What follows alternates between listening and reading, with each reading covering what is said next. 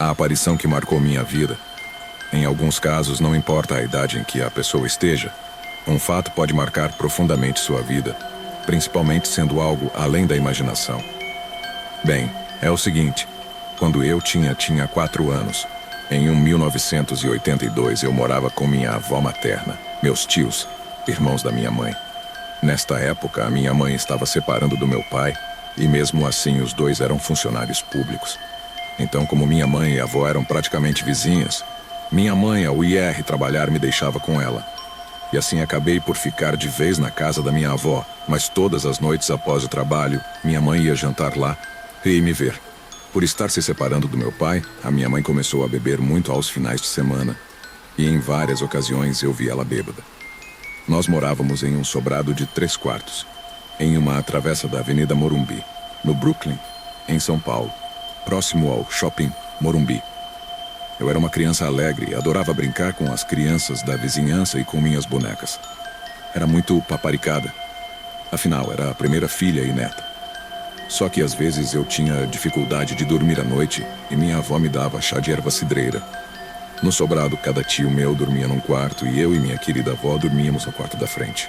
Na maioria das vezes, minha avó dormia primeiro que eu, pois eu a escutava roncar e eu ficava virando de um lado para o outro até pegar no sono. Na cama comigo tinha uma boneca amiguinha, daquelas grandonas da Estrela e um urso de pelúcia. O quarto nunca ficava totalmente escuro, tinha um abajur, ou seja, ficava uma penumbra. Um determinado dia, eu rolando de um lado para o outro tentando dormir, eu estava com a cara para a parede quando fui virar para o outro lado. Apesar de criança, eu não quis acreditar no que estava vendo. Em frente à minha cama tinha uma pessoa muito magra, alta, com uma capa preta e o cabelo dele me chamou muito a atenção. Era um corte Chanel, daqueles da década de 20 e 30 e ruivo, totalmente ruivo. O cabelo era hiper liso e tinha uma franjinha. Ele apareceu sorrindo para mim. E o rosto dele era quase de uma caveira. Mas ainda tinha traços humanos, mas era cadavérico. Na hora eu queria berrar. Imagine até um adulto se assustaria. Imagine uma criança de 4 anos. Só que eu berrava e a voz não saía. Era como se eu tivesse ficado muda, queria me mexer, mas estava paralisado. Ele conseguiu falar comigo, mas não pela boca. É como se o pensamento dele estivesse entrado na minha cabeça. Ele disse que eu era uma criança bobona e medrosa, mas que ele jamais faria nenhum mal para mim, e que eu me lembraria dele até o meu último minuto de vida nessa terra. Eu pus o urso de pelúcia na cara para me esconder dele, mas a imagem dele passava pelo urso e não sumia. De repente ele esfumaçou e sumiu. Ai, eu levantei da cama, com as pernas bambas, acendi a luz e corri aos berros para a cama da minha avó. A gritaria foi tanta que meus tios acordaram e invadiram o nosso quarto achando que fosse um ladrão. Tremendo, contei para minha avó que tinha uma caveira de capa preta do quarto e de cabelos vermelhos. Eu chorava, soluçava, fui à cozinha com minha avó e ela me deu chá de erva cidreira. Quero deixar claro, minha avó pegou um terço e foi nesse dia. Aos 4 anos que aprendi a oração do Pai Nosso e Ave Maria. E de lá para cá, eu toda vez que ia dormir, rezava com minha avó. Minha avó era super amiga da vizinha que morava no sobrado ao lado. As duas adoravam comidas e cozinhas e sempre estavam trocando receitas. No dia seguinte, minha avó saiu no portão para levar o lixo e essa vizinha veio perguntar o que tinha acontecido de madrugada, pois o sobrado era um encostado no outro e ela ouviu meus berros. Minha avó me chamou e disse para eu contar para a tia Constância, esse era o nome da vizinha e amiga da minha avó, o que eu tinha visto. E eu contei tudo para ela e fui brincar. A dona Constância disse o seguinte para minha avó: Benedita, essa menina tem mediunidade e já está se manifestando muito cedo. E quando ela estiver maior, ela vai precisar desenvolver esse dom. Minha avó perguntou o que eu poderia ter visto, e como a dona Constância frequentava um centro de umbanda, ela disse para minha avó que eu tinha visto uma entidade de esquerda, ou seja, Exu Caveira, e que provavelmente, quando adulta, eu seria médium e teria que desenvolver na umbanda. Minha avó não gostou muito. Ela não gostava dessas coisas e era muito católica. Ela contou para minha mãe que achou que fosse um pesadelo que eu tinha tido, mas eu passei a escutar vozes e ver vultos. Minha mãe então contou para meu avô, e ele era espírita kardecista, dava passes na Federação Espírita e já tinha ido a Uberaba conhecer Chico Xavier. Na hora meu avô me levou na Federação e passei a frequentar lá.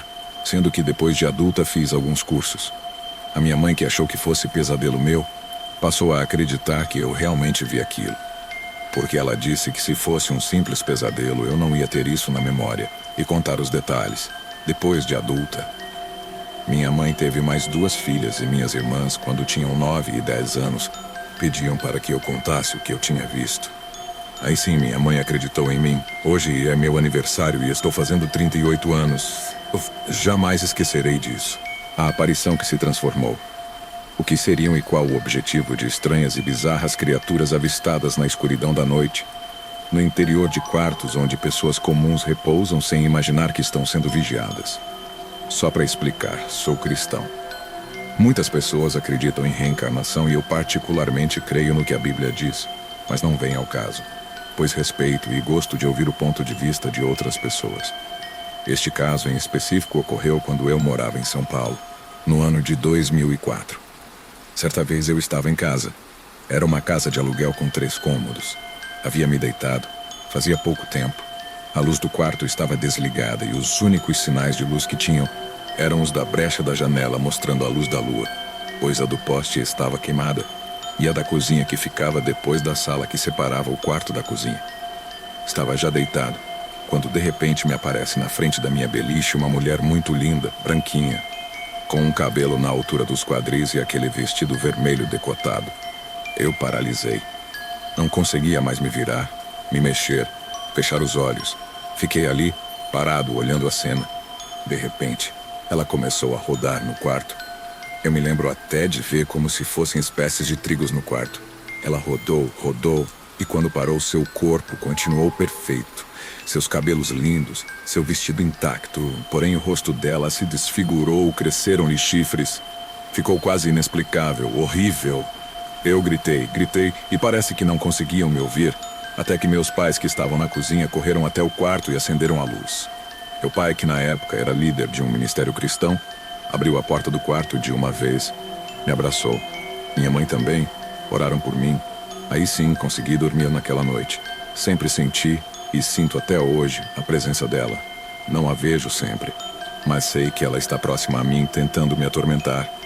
Mas como eu pessoalmente e através dos ensinamentos que recebi e creio, aprendi que não é algo bom, repreendo. Não permito que isso me intimide. A bola de luz. Quais mistérios o universo reserva para nós, seres inexperientes que vivem em uma dimensão limitada e sem conhecimento? Que surpresas poderemos encontrar em nossas andanças pelo mundo, sabendo que existem dimensões paralelas à nossa, portais que nos ligam ao além, e até seres de outras galáxias que possivelmente nos visitam? Não é possível saber, mas uma coisa é certa, temos que estar preparados para presenciar o inexplicável, por mais difícil que isso possa ser. Há alguns anos atrás eu morava em uma cidade pequena do estado de São Paulo, chamada Ribeirão Bonito. Mas hoje já me mudei e moro em outra cidade, também pequena do estado de São Paulo, a qual não comentarei aqui. Naquela época, no ano de 2005, eu morava com minha família em um grande sítio afastado do centro da cidade de Ribeirão Bonito. Era um local muito belo, com muita mata e alguns lagos. Me sentia muito bem ali, respirando ar puro, criando meus animais e tendo uma plantação também. Como tínhamos também um lago com peixes no sítio, alguns malandros começaram a invadir o local à noite para pescar sem autorização, roubando nossos peixes. Para evitar isso, contratei um guarda noturno, o qual fazia ronda noturna no local. Isso acabou com as invasões e tudo voltou ao normal. Só que quando o guarda noturno não podia comparecer ao trabalho, eu ou meu filho fazíamos a ronda no lugar dele. Como era um local bem grande, quem fazia a ronda levava um rifle, uma lanterna e nossa companheira, uma pitbull, que ajudava na patrulha. Em certos locais do sítio ficávamos meio apreensivos em passar, pois eram locais bem isolados e com muita mata, sendo meio assustador, mas como a nossa pitbull ia junto, ficávamos mais tranquilos. Certa noite, quando o guarda noturno não foi trabalhar, eu fiquei de fazer a ronda noturna. Como funcionava? Eu dava uma volta em um percurso pré-determinado, iluminando com a lanterna, tanto para mostrar que tinha alguém ali vigiando, como também para tentar ver se havia algo de anormal no local. Depois, retornava para um quiosque com cobertura que havia perto do lago e ficava sentada em um sofá antigo vendo um pouco de TV. Passados uns 30 minutos ia novamente. Isso se repetia até umas 5 da manhã, mais ou menos. Eu já havia feito isso várias vezes, e meu filho também. E nunca tivemos problema algum e nem encontramos nada de anormal nas patrulhas, até uma certa noite.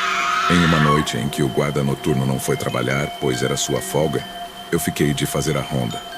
Comecei normalmente, sempre com o rifle, a lanterna e a minha amiga Pitbull junto.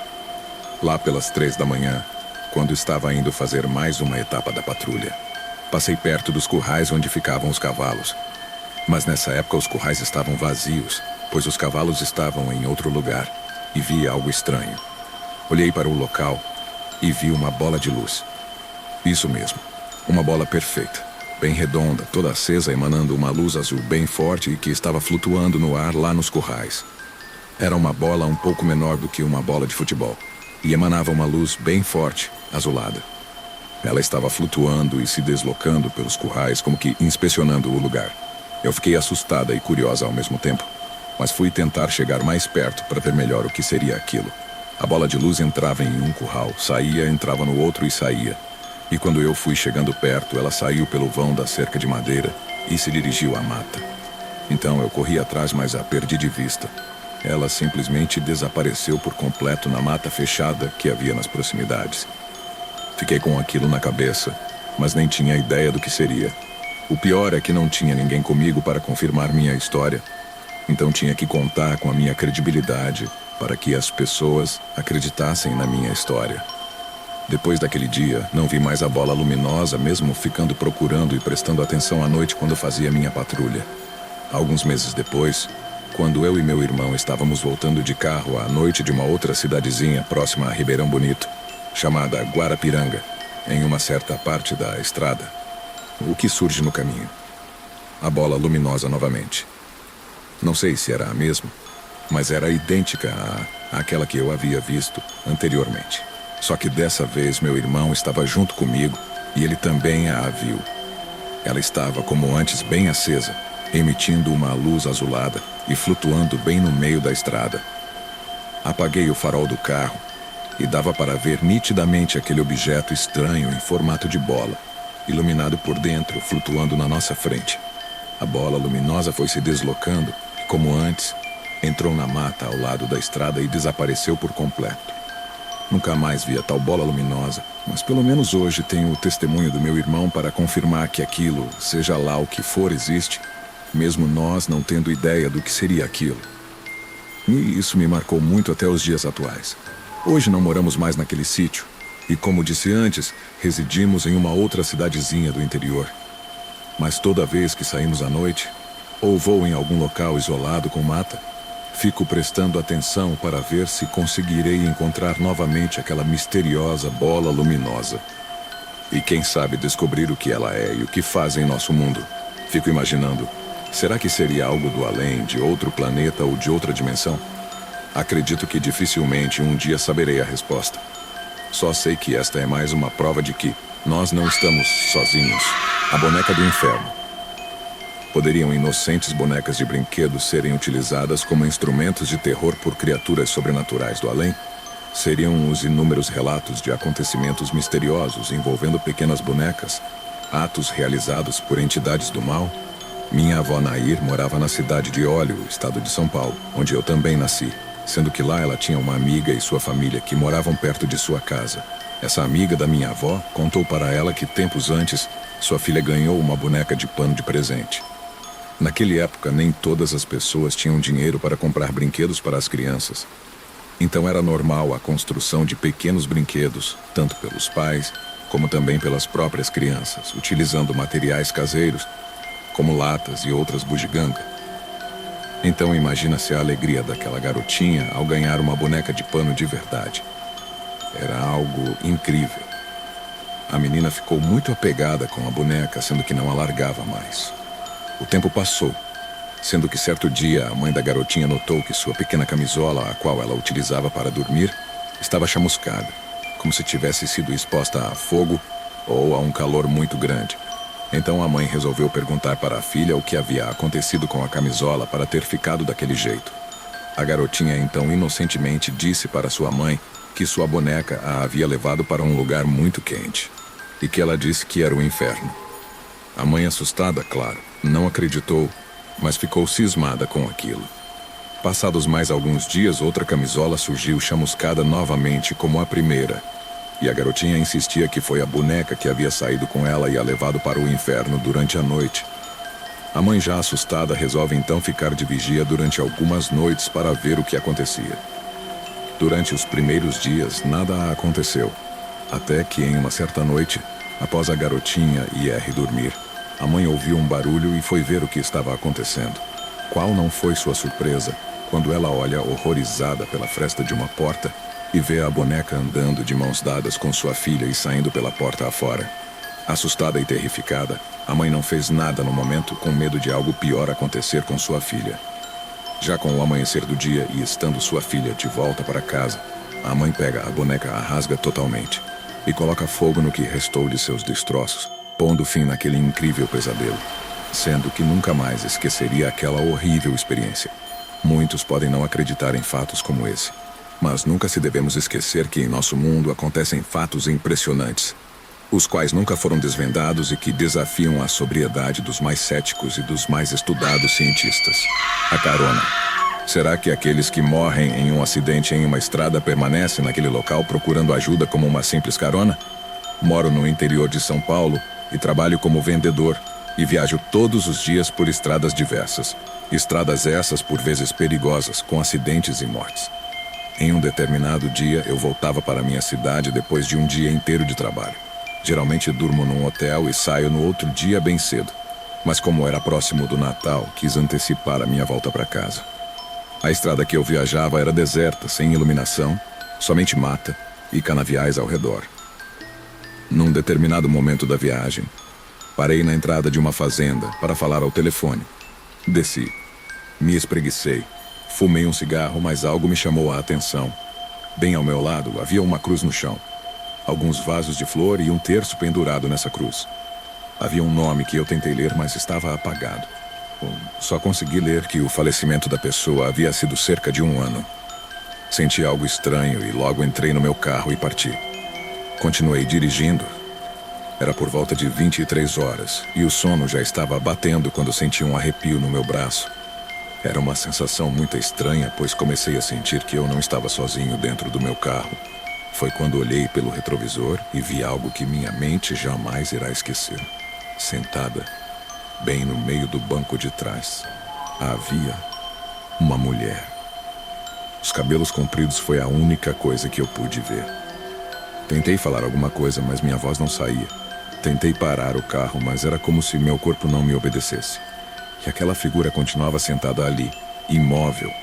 Foi quando ela colocou a mão no meu ombro e sussurrou: "Pode parar aqui." Não consegui parar de imediato. Segui alguns metros quando finalmente parei o carro. Ainda em estado de choque, olhei pelo retrovisor e não havia mais nada lá. Simplesmente ela havia sumido. Me recuperei do susto e segui viagem. Até hoje não sei se a cruz que vi na estrada tem algo a ver com isso, como também não sei quem era a mulher que apareceu no meu carro. Mesmo após terem se passado alguns anos do acontecido, eu ainda evito aquela estrada.